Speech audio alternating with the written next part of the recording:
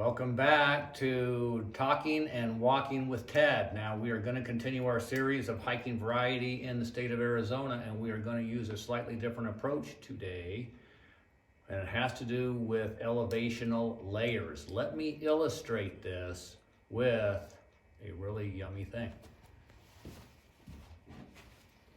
All right, you will notice that there is a slice of pie missing. Now, what is missing, or what is this slice going to tell us? All right, let me show you. Now, this is that piece of pie. Very yummy. We have this on display at Spring Valley Library. All right, so Arizona is conveniently divided up into layers elevationally. So we're going to talk today about the filling, the middle elevation, 4,000 to 8,000 feet elevation hiking destinations that are the best, okay? Another time we'll talk about the lower elevations, the desert, the hotter deserts, the crust. And then the sky islands, the higher elevation spots, which would be 8,000 to 12,000, that would be the moraine, okay? So that's our approach, and we're going to start in the middle of the state, along with a huge geographical feature, the edge of the Colorado Plateau. We lovingly call that the Mogollon Rim. Let me put this down. All right, now Zane Grey, a lot of history of this area, called it the Tonto Rim. And the hike that we are going to talk about or focus on initially is the Cabin Loop Trail. All right, now this is a 25-mile loop. It's also a section of the Arizona Trail. So this is an historic area and a hiking area of hiking significance. Now it's not a wilderness area, and I did not visit this area much for many years because of that fact. So there's lots of other access points. It's right along the Rim Road. You're going to drive down Rim Road, which is right on this Mogollon Rim between Highway 87 and Woods Canyon Lake. So it goes all along there. Lakes, camping areas. This hike, since it is 25 miles, and that's a little bit of a stretch for me in one day. Now, of course, you could make it a backpack trip. There's plenty of surface water at intermittent spots as the canyons slice the plateau, okay? I recommend, as the ideal time, late summer, because in the late summer, you'll have beautiful towering thunderheads. You'll have mushrooms galore. The fungi are incredible there, along with wildflowers. So that's recommended time. Since it is a pine forest and the most extensive stand, continuous stand of ponderosa pine in the United States is where? Yes, this area, the Mogollon Rim. So lots of shade. It's more or less even elevation. It does not vary significantly. You're not climbing a high peak. You're just going along a plateau, and there will be places where it'll dip and move because of these canyons slicing the plateau, but for the most part, it's relatively level. The only other issue that you might have with this particular spot is trail confusion. Since it is not like a national park where it has very well-established trail system, there are a variety of other, and it's long, it's 25 miles, so there's lots of other opportunity for roads and forest reactivities to make it a little confusing. So you're going to have to pay attention. I ran into one person who got lost on this trail, and it was pretty scary. So you have to really pay attention and have some trail route finding skills in place, because if you just kind of check out and just bumble down the path, you're going to end up on the wrong path. You have to really pay attention. All right, so that's Mogollon Rim, 7,000 foot average elevation throughout this 25-mile trip. Now I did this in what I'm calling a hybrid hiking fashion. Since part of this trail is a long rim road, I don't like to walk on roads, so I bicycled that part, okay? Pedal and perambulate. Perambulate means to walk through the land. So I bicycled part, hiked part, okay? Interesting combination. All right, now the next area we're gonna go to is towards Payson. And actually it runs from Strawberry, which is even past Payson, down to Horseshoe Lake. So this area is extremely extensive, it's huge, it's a federally designated wilderness area, which means that the trail options are all over the place. And there are some very obscure trails. Now in this case, where the trails are not that well maintained because they are off in the middle of nowhere. So there's lots of parts of this that are off the beaten path. It's gonna run from between the Verde River and the Beeline Highway going up to Payson. So it's huge. You can access it like from Sheep's Bridge above Bartlett Lake and Horseshoe Lake, or you could access it off the highways coming in from Payson. So lots of ways to get to this area. The trail that I want to particularly recommend is the Barnhart Loop, okay? Now, the Mazatzal is how this is pronounced, even though it is spelled differently. And in a National Geographic article way back in the 70s, they said, okay, the Indians would hold up their two fingers and say the Mazatzal is the empty space between, is how they characterized this region, all right? So, lots of empty space. There's no people out there. It's going to go from the Sonoran Desert, actually down near Horseshoe Lake, to some higher pine forests, almost 8,000 feet up the top. Remember, we're in our elevational level from 4,000 to 8,000 feet is the primary area for this hiking. There is limited surface water in there, and so I would recommend, though, that the hiking time of year best would be fall or spring. Winter might be okay too, it just depends on weather systems, but summer, be a little toasty, not a lot of shade, like many areas in Arizona's vast forested lands. Fires have made an impact on the area, okay? All right, so that particular trail, the Barnhart Loop, involves actually 3 or 4 trails. Taking the Barnhart Trail to the Divide Trail, then south to the T-Bar Basin Trail, and then back up to where you started, all right? So it's almost 20 miles, this entire loop, so it's a very long day hike, but you could make it an overnight hike as well. So it's an incredible area. I do want to mention the Mazatzal Peak Quad as a topo map. That would be essential for understanding the lay of the land back there, okay? Now, if you come across Sheep's Bridge, across Verde River, that's a whole different trail system back in there, lower and deserty, and that would be great for the winter, but getting back in there off of Bloody Basin Road is quite a stretch, a little bit of an ordeal. All right, so Cabin Loop, Mazatzals, what's next on our tour of mid-elevation hikes, embracing the variety of hiking in Arizona. Even though they're all the mid-elevation, there's still a lot of differences in these particular places. The next place is, you would think it might be pronounced, and I pronounce it this way for many years, the Galiuro Wilderness, but I've heard it pronounced Galiuro. This particular mountain range is even more off the beaten path. It is not quite to 7,000 feet, so it's in the Sky Islands down in the southeast part of the state. However, it's not a very high Sky Island, and that's, again, we're in this mid-elevation range, so the very top is a little under 8,000 feet.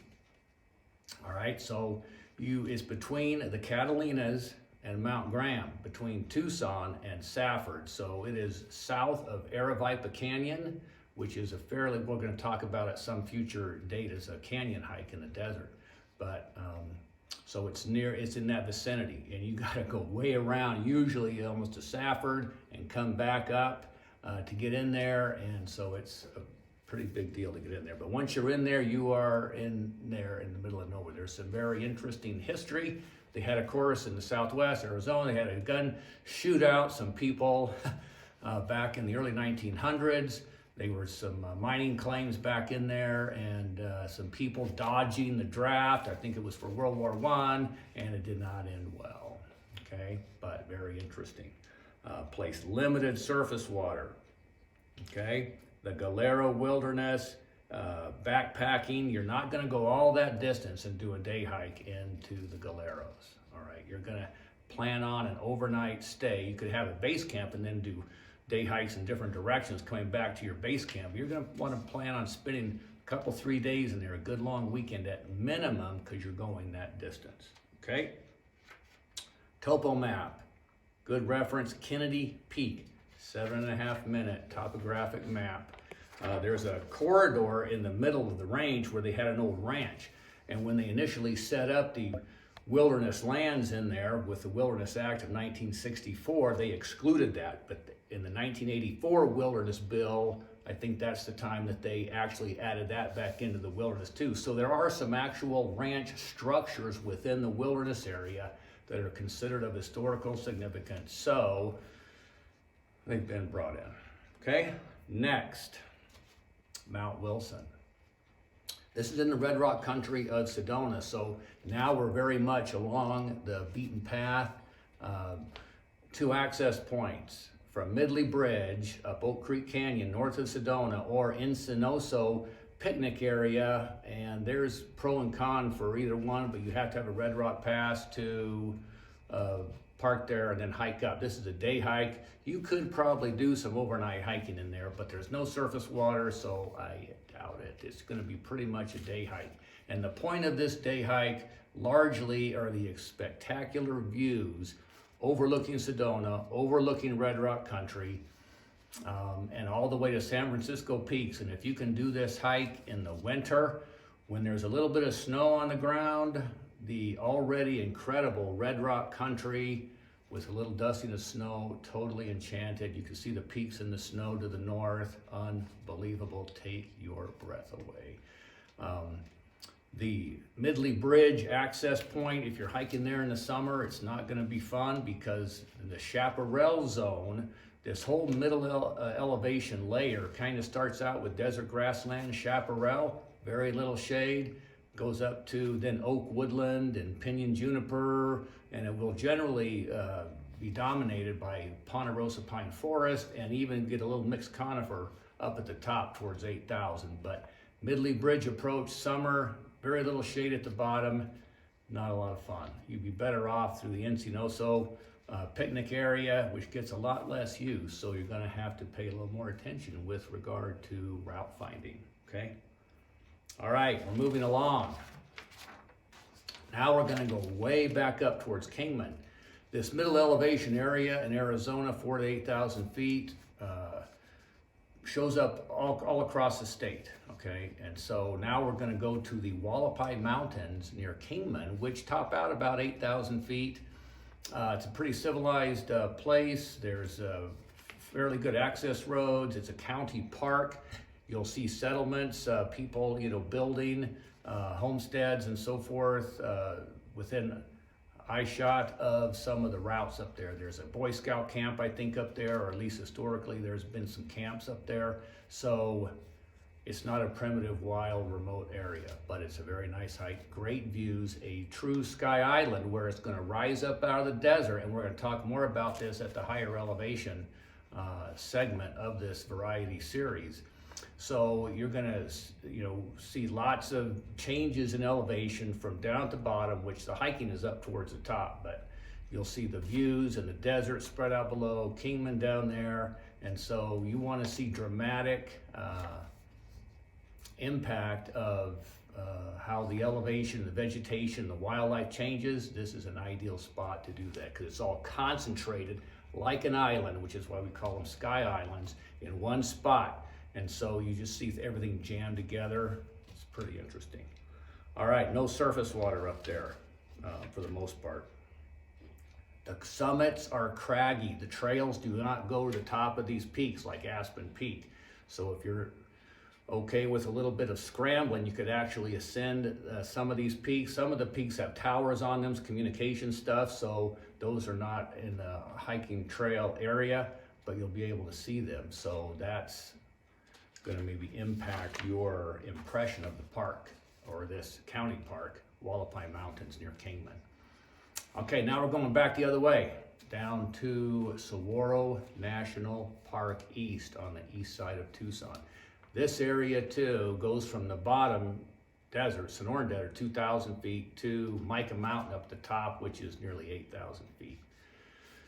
There is some Forest Service development up at the top. There's actually a pond there, so there is some surface water. I hiked this in December in a 4-day, 42-mile loop, like a figure-8 loop, okay? And we'll have the map and the profiles of each of these hikes, so you can see what's involved. You could, of course, approach this as a day hiking thing, but if you're gonna get to the middle elevation here, the 4,000 to 8,000 feet range, you're gonna need to spend more than just a day hike, because you're starting at the bottom in the Sonoran Desert. So if you're gonna reach the higher elevation, it's gonna take you more time. So I hiked this in December in the winter, so there was a greater likelihood of surface water, and it was just a few puddles here and there in some of the streams from recent rains. There will be no reliable surface water aside from this pond up at the top, but it's near in a mixed conifer zone up there. I saw white-tailed deer. So a lot of things that are gonna change when you go from, in this case, like 2,000 feet to 8,000 feet. So you see a 6,000 foot elevation change, you're gonna see a lot of differences, okay? Arizona, especially in that kind of elevation range, wildflowers in bloom every day of the year somewhere, okay, in the state. And in a route like that, you'll see something. So we have some pictures of agave in flower. And again, the views, spectacular, lower elevation, very little shade, and you're not gonna get that shade until you get up to the top. Saguaro National Park East. There is a west unit, which is not near as high. It's so that we don't include that in our mid-elevation variety of hiking in Arizona series. One more hike to go. We're back to the Mogollon Rim. Zane Gray's cabin, which is now at the base of the rim. Cabin loops, top of the rim. Highline trails at the base of the rim. This is near Payson. The average elevation along the base of the rim, 5,000 feet. Perfect. This trail, which is a linear trail for the 50 miles, not suitable for mountain biking, strictly hiking. It's very rocky in spots, but it is sliced by numerous drainages coming off the Mogollon Rim. So you will find lots of surface water that you could take advantage of on a longer hike through there, okay? Or there's plenty of access points up out of Payson for lots of day hikes. Horton Spring is a part of this, and I talked with one hiker out there. He said this is just like hiking in Oregon. It's lush, it's green, the water's just bubbling up out of the ground, fresh right there. Wouldn't need to worry about treating it. I've drank the water straight out of the ground there several times, no issues. And you could roll your eyes if you want. All right, so that's hiking variety in Arizona. I hope you enjoy this series. Don't stop hiking. Middle elevation in Arizona, pretty much good all year long.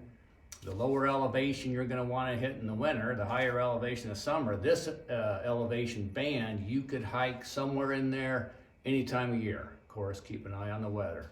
Thank you, and we will see you next time in our hiking variety series.